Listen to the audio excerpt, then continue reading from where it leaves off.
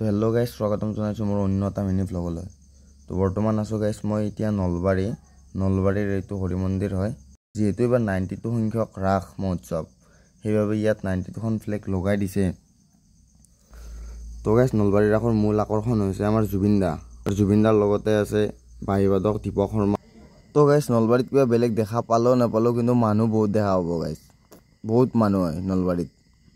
তো গাইজ যোনে অহা নাই এতিয়ালৈকে, তো গাইজ একবাৰ আহিব নলবাৰীৰ ৰাস চাব। তো গাইজ যাওঁ, নীলাকাজদাৰ প্ৰগ্ৰেম চলিছে, অলপ নীলাকাজদাৰ প্ৰগ্ৰেম চাওঁ। তো গাইজ এই নীলাকাজদাৰ প্ৰগ্ৰেম চালোঁ আমি, জুবিনদাৰ গান খুবেই ভাল লাগিলে গাইজ।